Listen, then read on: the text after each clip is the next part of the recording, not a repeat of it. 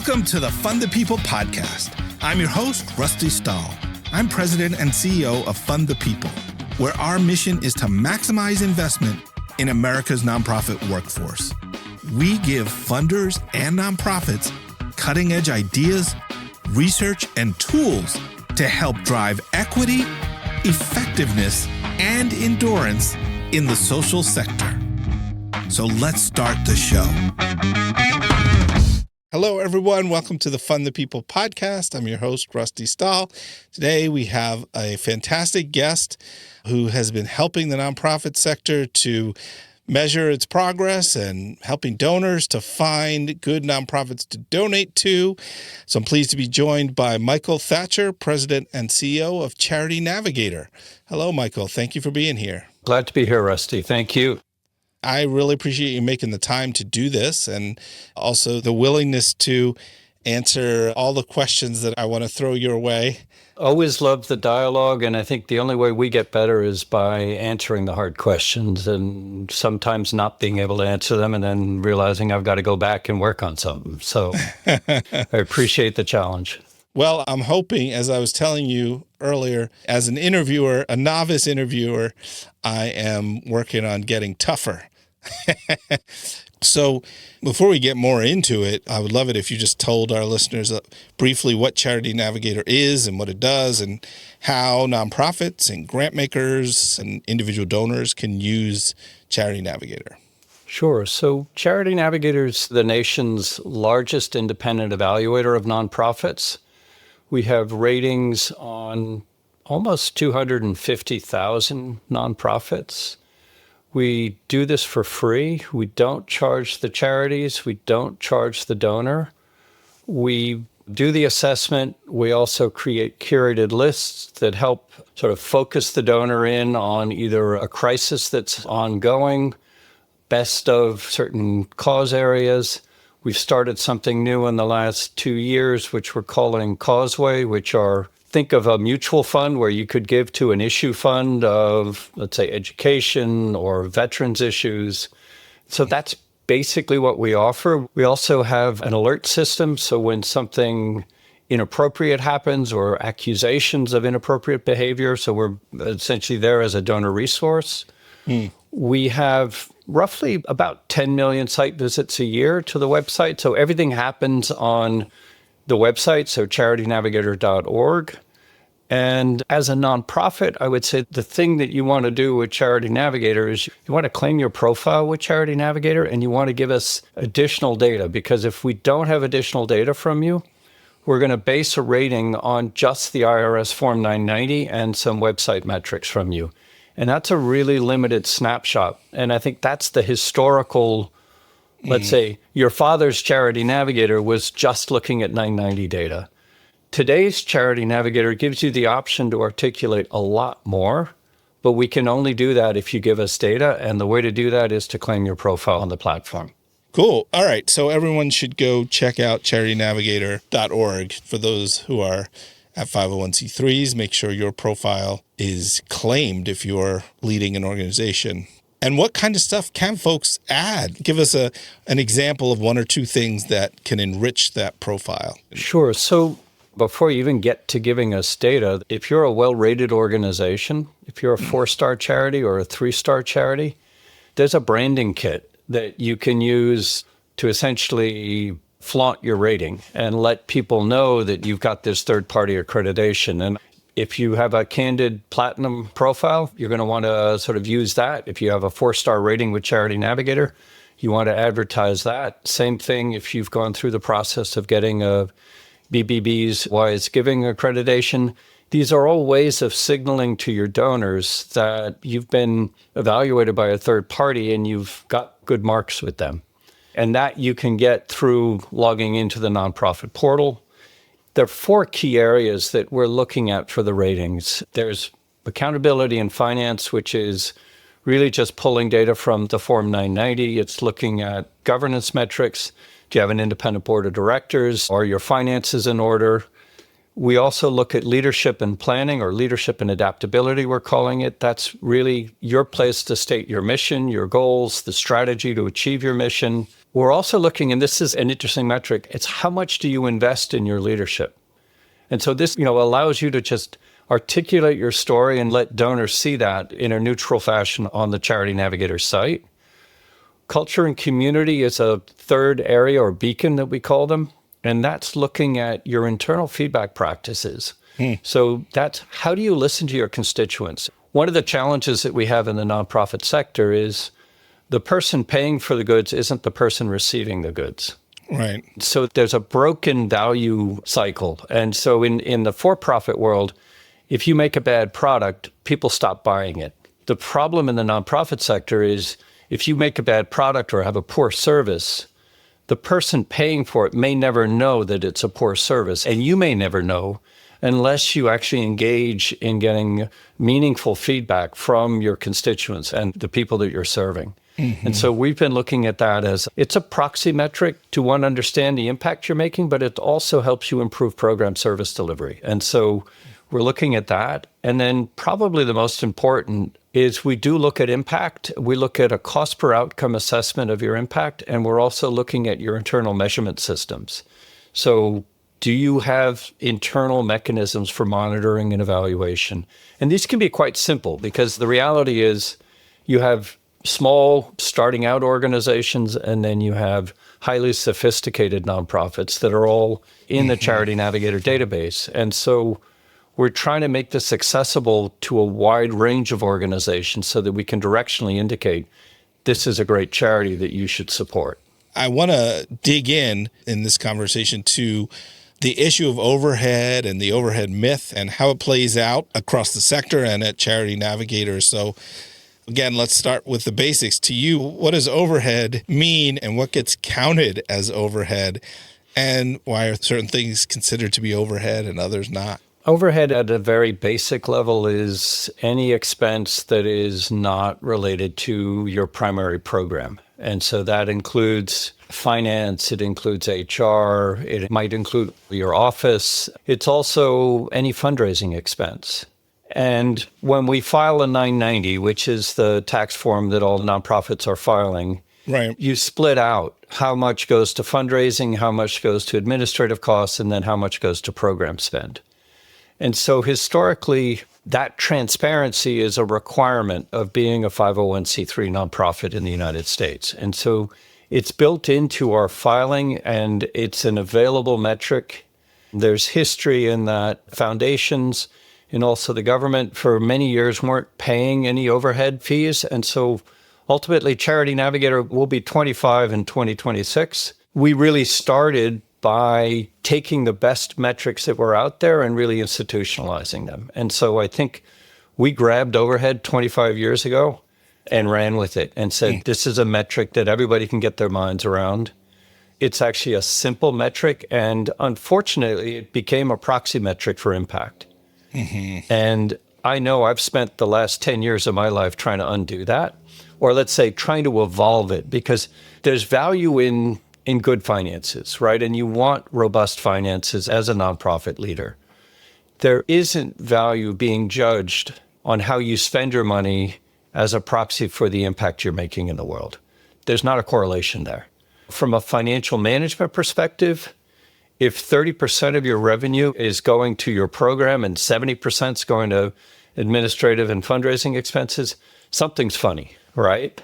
So I think it is a good metric for looking at anomalies within an organization, but telling you that this is an impactful organization, it doesn't tell you that. And it doesn't mean to tell you that, right? I think that's the other thing is it got misappropriated. And so we really need to look at outputs, outcomes, and impact of organizations. And unfortunately, that's a harder thing to measure. It's a lot harder to measure, right? And so it's not a simple back of the envelope, 70%, we're good. Right. On an episode of another podcast called NGO Strategy and Soul, which I really like that show, you spoke extensively about what Charity Navigator is and does. And we'll put a link to that episode in the show notes. I think it's a really fantastic conversation you had with that host. And During a brief portion of the interview, you spoke about how Charity Navigator has altered its rating formula, how you judge or rate nonprofits, that it's become less numeric. There's been less numeric weight in that formula placed on the overhead percentage within nonprofit budgets. So if you could tell our listeners about that reform process, as you said, you've been working to de-emphasize overhead as a part of that process. Where would you say it started? Like when Charity Navigator started, was overhead the main thing that was being measured? And then how has it evolved and where are things now? I'll try and give you sort of a brief history. When you think about Charity Navigator went live in 2002 with 1,100 ratings and looking at 7 financial metrics. That was it. Like there were 7 metrics and the bulk of that rating was overhead. In 2011, when the IRS Form 990 changed and there were additional governance and transparency metrics that were added to that form, we added an additional, I think, 17 metrics that were looking at whistleblower policy, independent board of directors, number of board members, things like that. And that was the first step towards getting away from just the financial assessment. That's when we went from sort of Charity Navigator 1.0 to Charity Navigator 2.0. In 2013 was the writing of the first overhead myth letter by Charity Navigator, GuideStar, and BBB's Wise Giving Alliance. And that was a letter that went out to the donor population saying, stop looking at overhead, start looking for impact. In 2014, there was a second letter that was sent, and this time it was sent to the nonprofits of the United States. And it was basically one of the challenges that after that first letter was written, there was this realization of, but there's no impact data.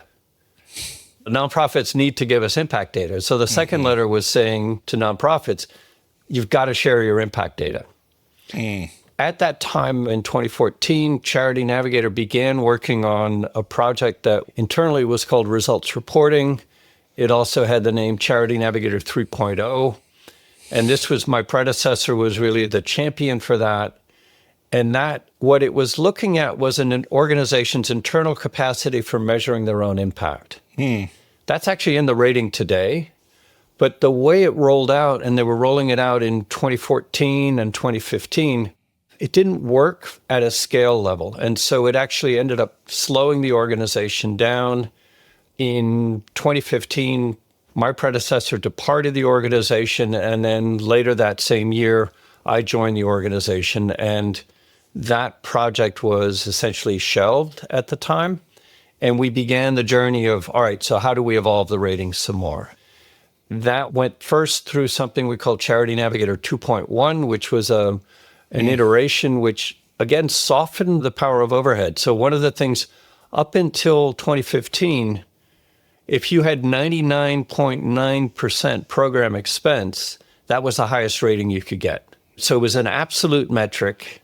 So in 2016, we dropped it from 99.9 to 85%.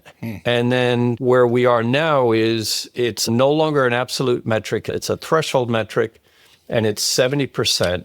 But it's also, if you give us the additional data, and this is the really important part. You've got to give us additional data because it adds to the number of metrics and how we assess your organization. So that like a charity that has given all 4 beacons worth of data, overhead counts for 4% of your overall score. If you don't give us additional data, and we're only basing the rating on the 990, it can be between 13 to 25% of your score, depending on the size of the organization. That's a big variance, right?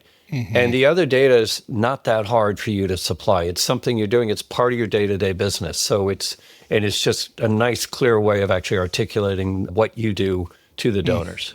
So if you do give the additional data, say that again, your overhead ratio is what percent of your overall rating system? It's about 4% of your overall score. So we are still counting it, right? And I think it's fair to say, why is it still there if you don't think it's the right thing?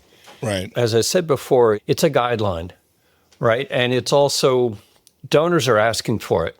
And if they don't see it, they're going to go figure it out themselves. And so part of what we tried to do is sort of say, hey, donor, overhead's here, but you want to be looking at impact. So we're guiding folks to impact, but we're not removing it as we're in this process of transitioning folks from obsessing about overhead to actually obsessing about impact.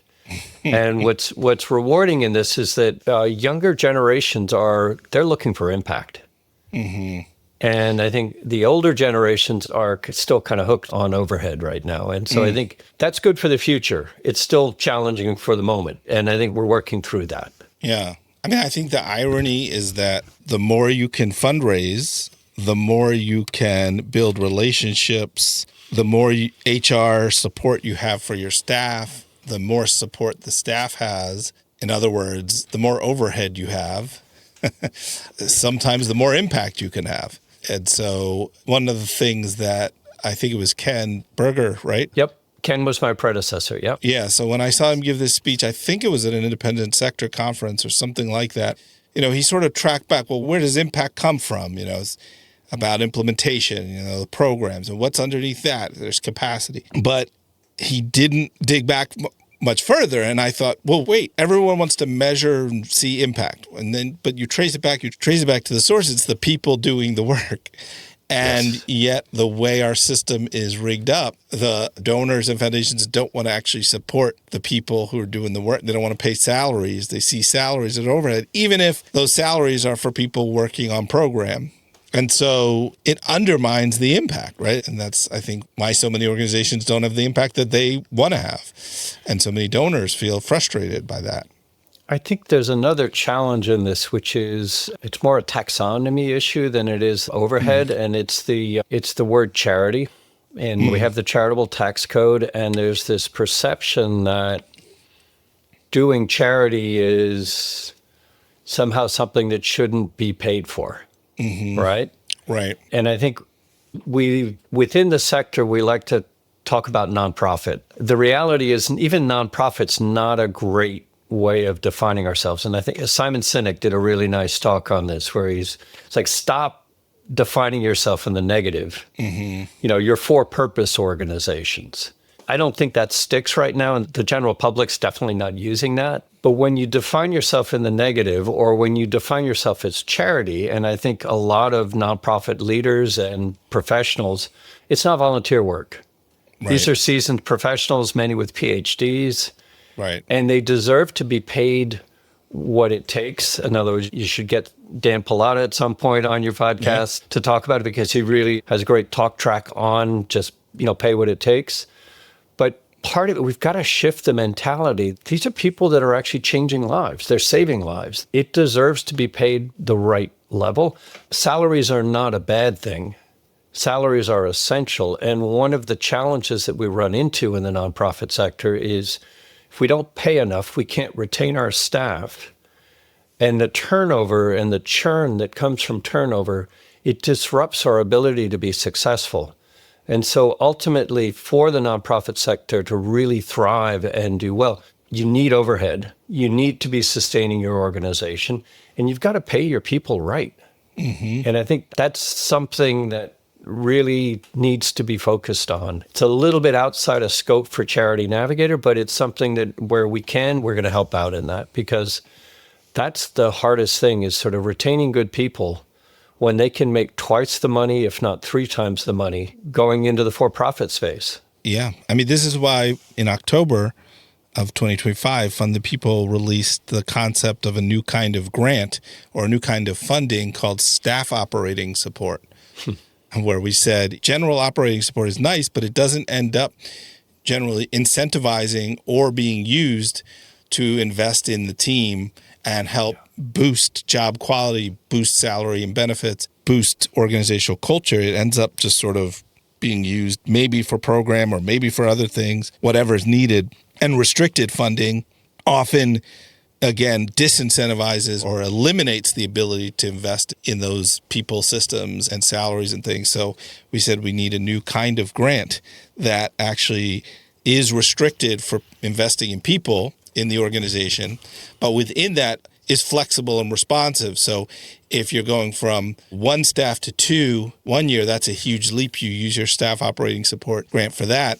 But then the next year you need to develop your board. Okay, let's use our staff operating support to invest in our volunteer staff, our volunteer leaders, the board, and so on. So that's what we've kind of pitched out to the fields, like we need a new kind of funding vehicle that actually incentivizes investments in our people rather than continuing to disincentivize it. So curious what you think of that concept and how that might be perceived by some of the donors who you talk to out there, or foundations or others. You're making me think back to when I first started. So first of all, I think it's a great idea. And I think there's been a lot of pushback on program-specific funding and everything should be general operating.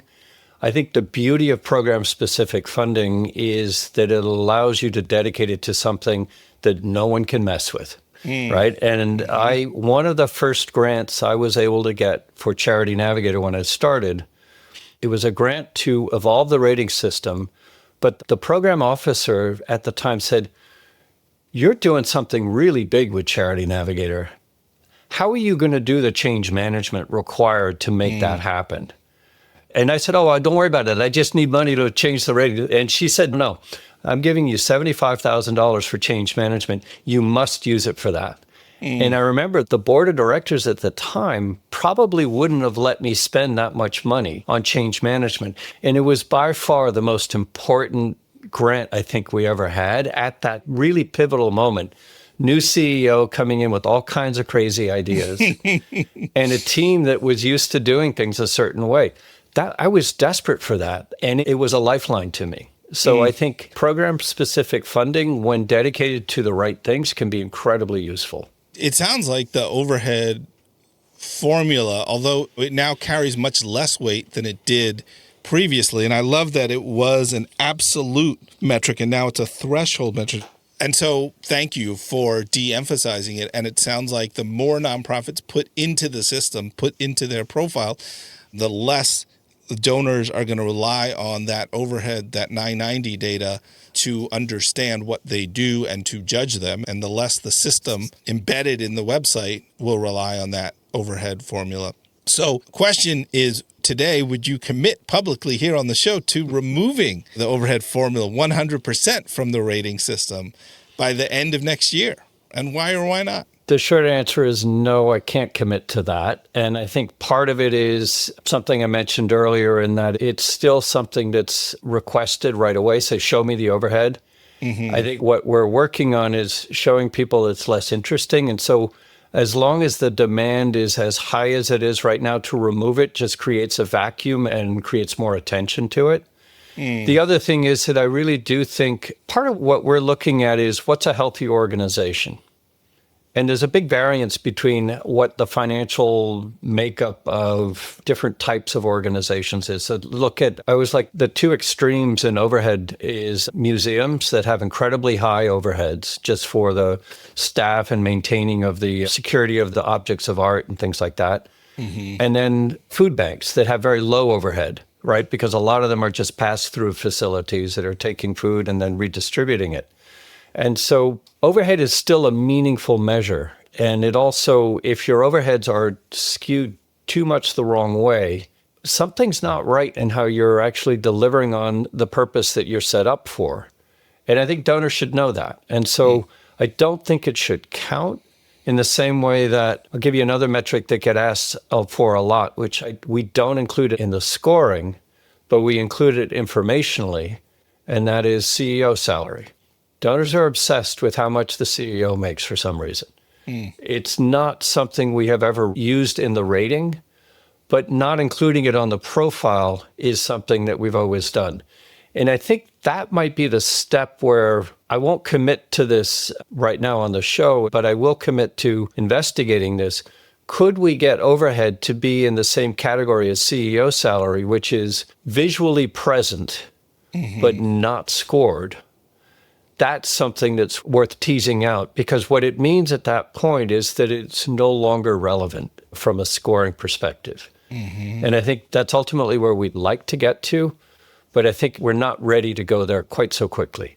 Mm-hmm. It's interesting because I've interviewed a couple of people now from BDO, the accounting firm, and they did this real change, real costs study with a dozen big foundations. And they said, let's understand what the indirect cost rates are and the overhead rates are in the sector really versus what we say they should be in our foundation guidelines. And so they studied, I think, 130,000 of 990s, and they looked at financial health and they judged that based on, do they have a decent reserve fund? I think it was 6 months. I can't remember.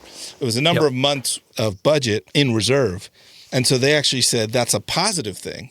A lot of times these foundations say, if you don't spend all our money by the end of the grant term, you have to give it back, that kind of stuff. It's like the funders seem to want nonprofits to start from zero every year, as if that's somehow a financially healthy way to run a business or an organization, which doesn't make any sense. What business would want to start from zero every year in the bank? So they, for once, said, well, let's look at reserves as a positive thing. And they found that the overhead rates of the highest quadrant, the most financially healthy nonprofits of that data set, had an overhead rate of 29%, I think. And so some of those foundations had been funding at 5% or 10% overhead rate, saying you can use 10% of our grant or 15% for your overhead costs. And they changed it. Some of them went up to 29%. Some of them went from 10 to 20 as a baseline. And so to me, that was a very positive development. But I had the chance to interview the president of the MacArthur Foundation, who was one of those foundations involved in that initiative for this show. And he said he was surprised that more hadn't happened since then, that more foundations hadn't changed their overhead funding rates in their grants since then. So even when the big foundations are saying, well, if you want your grantees to be financially healthy, be realistic about the indirect cost rate, the overhead rate, and it's actually much bigger than most of us were saying it should be. So I'm curious if you followed that and what you think of that. Yeah, we totally followed that. And MacArthur was really one of the leaders in that whole indirect cost study that took place. Yeah. We're very close to it. We've set the threshold at 70% program expense. And it's worth noting, when I say threshold, what I mean by that is you get to 70, you get all the points. You go to 71, you don't get more points. You go to 90, you don't get more points. And we did this also based on, we have a lot of data, right, based on the IRS 990 filings. And it's roughly 2/3 of all nonprofits hit that number, right? So it's a safe metric. You can get less than, let's say you're at 60, you're just not going to get the full 10 points for the metric. You'll get less points. We do take points away for less than 70. What we don't do, and I mentioned this before we started speaking, was this idea of what's too much, right? And one of the areas that I've wanted to investigate is, let's say between 70 and 90 is a good threshold, but more than 90 means you're starving your organization. Right? We're not doing that today. We're not sort of penalizing and taking points away for too much. We could. The thing that we are looking at, which is signs of organizational spend that are looking at leadership capacity development, right? And what are you spending on that? We do, and we have always looked at working capital, right? Which is essentially, what are your reserves? And the current metric is looking for 6 months of reserves. And I think COVID was probably the first real wake-up call that that's a really good metric, right? Because many organizations had to do a lot of rethinking on how they were going to make money because certain fundraising practices were no longer possible without in-person events. And so if you didn't have reserves, chances are you're not here anymore, right? And so I think that was a hard lesson. We're facing that a little bit in today's world where there have been cutbacks. And I think it's a different challenge now because it's a different set of circumstances and it's being applied unilaterally to certain areas, and that's harder.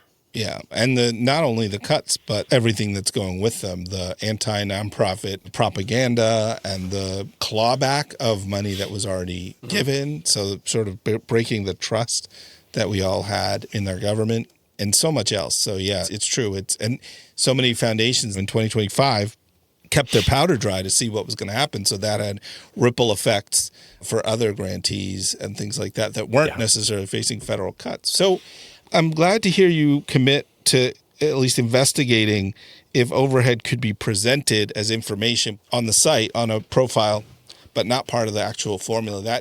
That's an incredible opportunity and step. It sounds like you've demand from your users to get the information about overhead and CEO salary, and it's such a important play between supply and demand. You know, if for 11 years, Charity Navigator was using that as the absolute measure in some ways, and it's not just Charity Navigator, the IRS, the auditors, the whole system is set up with that simple metric being available and being emphasized. So we have to educate nonprofits. And that's why the letters that you all sent out along with BBBY's Giving Alliance and GuideStar, now Candid, were so important, I think. And they're not on the websites anymore. As far as I've been able to find, they're not really on the internet unless somebody captured them. And so I save them as PDFs and I send them to people once in a while. And I'm going to put them up with the show notes for this episode. But would you get those two letters back up on your site and see if BBB and Candid would get them back up? And like, what else can you do personally and in your role to educate donors as well as nonprofits about this myth and how to use overhead as a ratio appropriately and not as a proxy for everything? It's a great question. And I didn't realize for some reason, and this, again, those letters were before my time at Charity Navigator. Right. And they used to live on GuideStar. For some reason, GuideStar became the custodian of the letters, at least when I began. Yeah. And I'm guessing that when GuideStar and the Foundation Center merged and became Candid, they were not seen as sort of pivotal and didn't make the cut. In each of the organizations, you have new leadership. We have new leadership at Candid. You have new leadership at BBBY's Giving Alliance. And I guess I'm the old man now. You can lead. You've got the institutional knowledge among the three. Yep. We've done podcasts on this. I know Ann May and Art Taylor, when he was still at BB, we did an overhead discussion. I used to do overhead discussions with Jacob Harold. Often done them with Art Taylor. So I think it's as though, it's funny, it does need a refresh and it needs a new face on some levels. But we've got to figure it's worth doing because I'll be honest with you, when I get to speak to mainstream media a lot, and sadly, that is also one of the questions I get.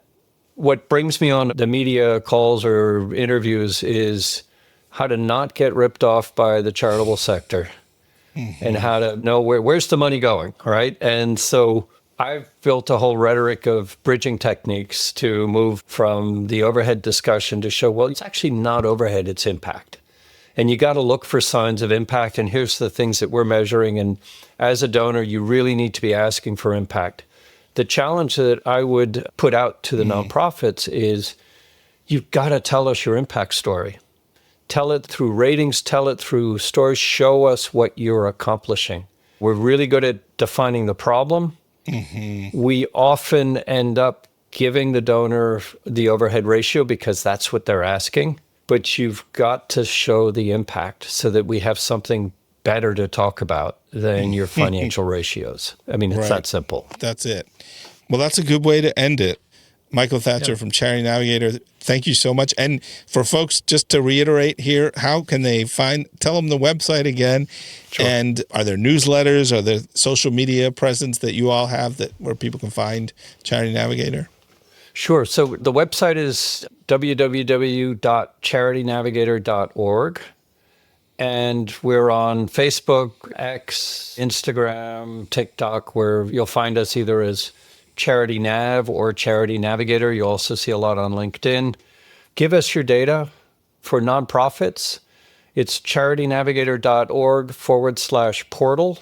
And that'll put you right into a login screen where you can claim your brand assets. If you're a 4-star charity, take those, use them. And then also you can submit more data so that we're looking at you in a more holistic way. And that's it. All right. Well, thank you so much. Appreciate it. Thank you, Rusty. This is great.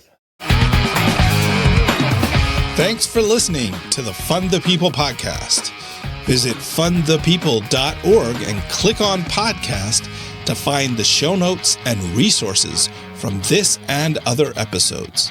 If you enjoyed today's episode, we'd really appreciate a 5-star rating and a quick review or comment in your podcast app of choice. It helps more people to find the show. To get the extended version of this interview, plus lots of bonus content, I invite you to join our Patreon community.